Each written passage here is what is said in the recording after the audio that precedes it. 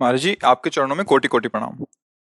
महाराज जी, कई साल वीर्यनाश करके मानसिक रोग से ग्रसित हो चुका हूँ। पिछले 5 महीने से वीर्यनाश नहीं किया है, फिर भी नकारात्मक सोच नहीं जाती। महाराज जी, जोशी ने बताया कि सब शनि और राहु का प्रभाव है। महाराज जी, कोई शनि राहु का प्रभाव नहीं।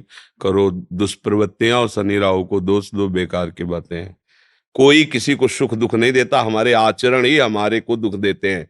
पक्की बात समझ लो। बोले वो अमुक ने उसको पीटा, राज कर्मचारी आपकी सुरक्षा के लिए हैं, लेकिन जब आप असत आचरण करेंगे तो पीट के जेल में डाल देंगे। ये राज कर्मचारी हैं।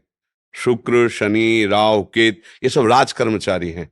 असद आचरण वालों को जलाते हैं, दंड देते हैं। और सदाचरण वालों को, चाहे जिस नक्षत्र पे बैठे हो, चाहे ग्रह पर किसी भी बैठे हो, ये सदैव अनुकूल रहते हैं। ये भगवत पार्षद कोई ऐसे वैसे नहीं है। करो अस्त मैथुन और शनि साढ़े चढ़ा हुआ है, इसलिए ऐसा होता है। बेवकूफी वाली बातें बच्चा है। अभी अवस्था है तुम्हारी वीरपात करने की। गेहूं की फसल तैयार हो रही है, गलेथ पे हो। गलेथ माने होता है दाना अभी पड़ रहा है, और आप उसको काट लो तो ना भूसा होगा ना दाना होगा, व्यर्थ जीवन चला जाएगा। कम से कम 20-22 वर्ष तक ब्रह्मचर्य का पालन करो, फिर गृहस्थी में जाओ। संतान तेजस्वी होगी, देशभक्त होगी, माता पिता की भक्ति कर। ये क्या है? उद्दंडता बच्चा, ये कहीं भी सुख प्रदान करने वाली नहीं। ज्योतिषाचार्य, दुनिया के आचार्य सब उसी परम पिता परमात्मा के ज्ञान को ही बता रहे हैं। जो सही माने में ज्योतिषाचार्य हैं, वो सबसे बड़ी ज्योतिष ये है कि भाग्य विधाता हमारे कर्म हैं। अवश्य में भोक्तव्यम कृतम कर्म शुभाशुभम। ठीक अपने कर्म कर लो, कोई तुम्हें बिगाड़ दे तो हमें बताना। हमारे कर्म पूर्व के या वर्तमान के, वही हमारी दुर्गति करते, दूसरा कोई सृष्टि में नहीं। को न काहू के सुख को दुख कर दाता, निज कृत कर्म भोग सुन भ्राता। बिल्कुल सिद्धांत समझ। अभ्यास गलत किया है, कोई भी देवता तुम्हें नहीं बचा सकता।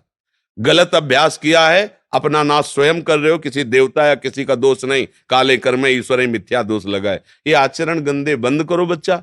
नाम जप करो, सात्विक आहार करो, आधा घंटा दंड बैठक मारो, व्यायाम करो, दौड़ो, अभी सब ठीक हो जाएगा।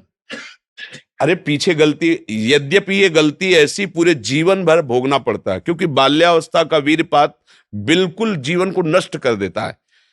इसीलिए बालकों को गुरुकुल में रखा जाता था, चाहे वो राजकुमार हो चाहे किसी का बालक हो। वहां वो एक साधुता से जितेंद्रीय होकर के फिर गृहस्थ धर्म में जाता था। 10-20-50 वर्ष गृहस्थी में रहा, कुछ उसका बाल बाका नहीं हुआ। फिर वो विरक्त होकर के आंतरिक, फिर वो जितेंद्रीय होकर के परमात्मा को प्राप्त कर ले। आज हमारी बाल्यावस्था से मोबाइल का संग है, गंदे बच्चों का संग है। अब ये गंदी आदतें हो गई, सर्वनाश हो गया। अब सोचो, ये अवस्था तुम्हारी चिंता सुख से ग्रसित होने की है, आनंद में उमगने की है। अभी नौ किशोर अवस्था है, ये तो मस्ती वाली। क्योंकि मस्ती हटा दी, अब रह क्या गया जीवन में? ये जो लोग समझते हैं ना कि जैसे खून निकलवा लो तो खून बन जाता है, बहुत गलत बात है। वो दान देना, वो महीने में वो बात एक अलग है, लेकिन सप्तम धातु वीर एक मन शुद्ध सात्विक पौष्टिक अन्न के बाद एक बार के लिए तैयार होता है।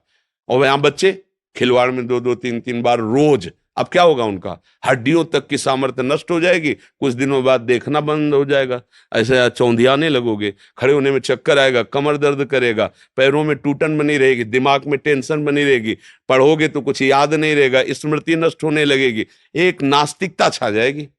फिर ये जीवन भार लगेगा, फिर नशा में उतर जाओगे, फिर तो बस गए, फिर गए।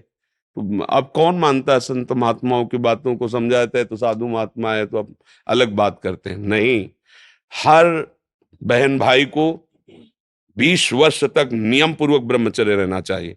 ये जो व्यवहार चला है, अब क्या है कि कुछ भी बोलो तो जबान पे लोग अंकुश की, वो तो ऐसा बोल रहे। ये जो मोबाइल की सुविधा और उसमें सब गंदी बातें देखना, अब आप पढ़े लिखे हो, सर्च करो, सब आ जाएगा। ये जीवन का नाश कर देने वाली बातें हैं बच्चों के। माता पिता को इन पे सावधान रह करके अंकुश करना चाहिए, क्योंकि वो इस समय उन्मत्त हैं बच्चे, उनको वास्तविक सत असत का ज्ञान नहीं है। तो वो अपना ही अहित करने के लिए अपना सुख समझते हैं, अपना अहित कर रहे हैं, अपना सुख समझ रहे हैं। ये तो कहो भगवान की आपके ऊपर कृपा है जो आप हिम्मत करके अपनी बात यहाँ कह रहे हो। पर फिर भी अबलो नशानी अबना नशे हो, सावधानी से चलो। पर हम जो कह रहे हो मानो। आधा घंटे व्यायाम निश्चित करो, सबको करना चाहिए, चाहे स्त्री शरीर हो चाहे पुरुष शरीर हो। एक बार शरीर को बहुत एक्टिव करना चाहिए। ये शरीर हम नहीं है। जैसे आप मोटरसाइकिल सुबह सुबह आप बैठो, तो पहले क्या करते हैं, हाई रेस में डाल करके उसको एकदम गर्म करते हैं ना, सब खुल जाए। अब चलो ऐसे हाई रेस में इसको लाओ, 10-15 मिनट दंड बैठक, व्यायाम, प्राणायाम, आसन आदि के, फिर अपनी दिनचर्या करते हो तो आप संयमी रहोगे, आपके प्राण पुष्ट रहेंगे, आपका अन्न पचेगा, कोई भी चोट आदि बहुत कम मात्रा में आपको कष्ट देगी, हर बीमारी से लड़ने के सामने। अब यहाँ सुबह 10 बजे तक सो रहे हैं, व्यायाम क्या करेंगे, प्राणायाम क्या करेंगे, आसन क्या करेंगे? सूर्य जिसके सोने पर उदय हो गया उसकी आयु, बुद्धि, स्त्री, कांति सब क्षीण हो जाती है। कौन मानता है? रात्रि के 2-2, 3-3 बजे तक जगना और सुबह 10-11 बजे तक सोना, ये दिनचर्या है। तो हमारी राय है सात्विक भोजन कीजिए और व्यायाम कीजिए। करते हो व्यायाम है? हाँ, कभी ये कोई ऐसा तो, और कभी कभी जो व्यायाम करते हो बीमारियों का निमंत्रण देते हैं। आज आप लगाओ 20 दंड और 50 बैठक और 5 दिन छोड़ दो, पूरा शरीर दर्द करेगा, फिर लगाओ फिर वह दर्द करेगा। रोज अगर नियमित करोगे तो वही पच करके आपके शरीर को पुष्ट करेगा। ये शरीर दुर्लभ बात है, दुर्लभो मानुषो देहो, लेकिन एक क्षण में नष्ट हो जाने वाला है। इसकी दुर्लभता है, संयम नियम से चलकर स्वरूप बोध कर लो या भगवत भजन करके भगवत प्राप्ति कर लो। अगर ये नहीं तो फिर क्लेश ही क्लेश, अशांति ही अशांति है। अभी सावधान हो जाओ। बिगड़ तो गया, अब ये नहीं कह सकते कि अभी कुछ नहीं बिगड़ा, बिगड़ गया। अगर कभी 25 वर्ष के बाद गलती हुई है तो हम उसे कह सकते हैं कुछ नहीं बिगड़ा, क्योंकि तुम्हारा पुष्ट है जीवन पूर्व से, अब आगे बढ़ो। लेकिन बच्चापन से ये जो रोग लग रहे, 13-14 वर्ष का बच्चा है और उसकी हालत ये है कि उसे वैद्य के द्वारा औषधियां दिला करके उसे ठीक करने की चेष्टा कर रहे हैं। क्या हुआ? ये 13-14 वर्ष की अवस्था, इसमें तो उधर वृत्ति नहीं जानी चाहिए, मस्ती होनी चाहिए, एक अलौकिक मस्ती। ये किशोर अवस्था है, पर आचरण और संग ऐसे हो गए कि अब कैसे कहें।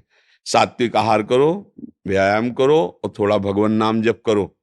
माता पिता के चरण छूते हो? नहीं, माता पिता के चरण नहीं छूना, माता पिता की अवहेलना करना, कहां से बुद्धि आएगी? अपने बुजुर्गों को प्रणाम करना, संतों को प्रणाम करना, माता पिता, रोज बुद्धि शुद्ध होती है। प्रातः काल उठ के रघुनाथा, मात पिता गुरु नाम ही माथा। तो ये सब लिखी बातें रह गई। नए नए बच्चे हाय हेलो शुरू है, मिलेंगे तो क्या कहे, पहले कहते जयराम जी की, नहीं गांव में कहते थे राम राम भैया, राम राम कहते। अब क्या कहते? हाय तुम्हारा दुर्भाग्य हमारा दुर्भाग्य। ले बच्चे नहीं कहते हाय, हाय जानते हो कब का?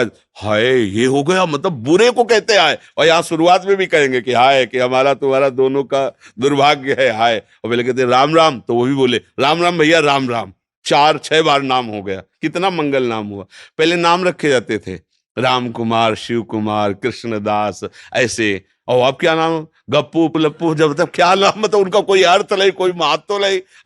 ये माया का खेल बड़ा विचित्र है, फंसाता चला जा रहा है ऐसी जगह जहां कहीं भी। अरे नारायण नाम पुत्र का रख दिया तो उसको भगवत प्राप्ति हो गई। अंतिम समय याद आ गया पुत्र की और बुलाया नारायण, तो भगवान के पार्षद आ गए, कथा है, बचा लिया। अगर हम परिवार में भगवान नाम रखें, थोड़ा नाम कीर्तन करें, भगवत चर्चा करें और बच्चों को बैठाल के संकोच न करें। माता पिता को चाहे, एक हम जानकारी के भक्त, वो अब संन्यास ले चुका है बच्चा, वो उसकी माँ ऐसे समझाती जैसे मित्र से कि देखो बेटा तुम जवान हो रहे हो, तुम्हारा मन ऐसे भोगों की तरफ जाएगा, ऐसी ऐसी क्रियाएं भोगों की होती हैं, क्या तुम शुरू कर दिए? तो उसका नहीं मम्मी। क्या तुम्हारे मन में ऐसा आता है? आता तो है, बिना हमारे, हम तुम्हारे मित्र भी हैं, तुम्हारी माँ भी है, बिना हमारी अनुमति कि तुम ऐसा मत। आज वही सन्यासी है, वो जब हमसे बात करे तो हमका प्रणाम है तुम्हारी माँ को, बोले मुझे अगर संभाला तो मेरी माँ ने संभाला। मतलब बचपन से बैठाल कर हमको सारी बातें बताती रही कि ऐसी ऐसी गलतियां होती, ऐसी ऐसी बात होती, तुम्हारे अंदर तो नहीं, तो हमका इच्छा है पर अभी नहीं है। आज उसने उसको सन्यासी बनाकर खड़ा कर दिया, भगवत मार्ग का पथिक बना दिया। मंदालसा ने अपने चारों पुत्रों को ब्रह्मबोध करा दिया। माता पिता का प्रथम रोल होता है।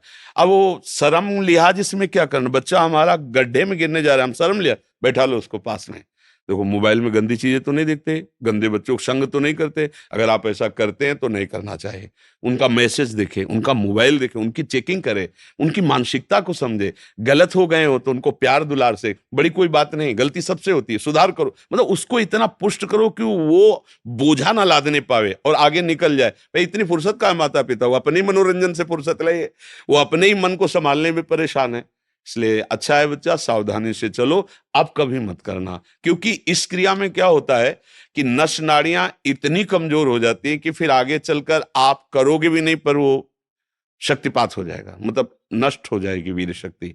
वो आपको ऐसा लगेगा कि हमने तो कुछ किया ही नहीं, और वो ऐसे हो जाएगा। मतलब नस नाड़ियां एक, ये हम अनुभव की बात कहते हैं जो हमसे मिले हैं साधक, कि स्नान कर रहे हैं, कोई हमारी क्रिया नहीं हुई, पर ऐसे हम सोने जा रहे हैं पर कुछ क्रिया नहीं है, ऐसे छू गया तो ऐसे बिल्कुल शक्तिहीन हो जाता है। तो ये अपना नाश करना है। कुछ दिनों बाद नींद आना बंद हो जाएगी, कुछ दिनों बाद दिमाग में निगेटिव केवल रह जाएगा, नकारात्मक सोच रह जाएगी। ये जो दुर्दशाएं हैं ना, तभी हम कहते हैं, पहले तो हम देखते थे कि 10 20 50 लोग गांव में तो ऐसे होते थे लंगोट बंद लड़ने लायक, क्योंकि गाय भैंस का दूध पिया, दंड बैठक मारी, ये बातें, मोबाइल था ही नहीं। 30 35 वर्ष से मोबाइल चला होगा है, इससे पहले नहीं था। पहले वो ऑफिसरों के पास वो बड़ा बड़ा होता था, नहीं तो हमने ये मोबाइल नहीं देखा 30 35 वर्ष। तो वो ये सब था नहीं गांव में, कभी किसी एक के यहाँ टीवी हो तो हो, नहीं तो टीवी, बिजली ही नहीं थी तो टीवी है, वो बैटरी से भले वो रामचरित जो चला था ना, तब गांव में छोटी छोटी टीवी लाए। बड़ा शुद्ध जीवन। हमें लगता है शरीर समस्त सदगतियों का हेतु बनता है। अगर शरीर स्वस्थ है,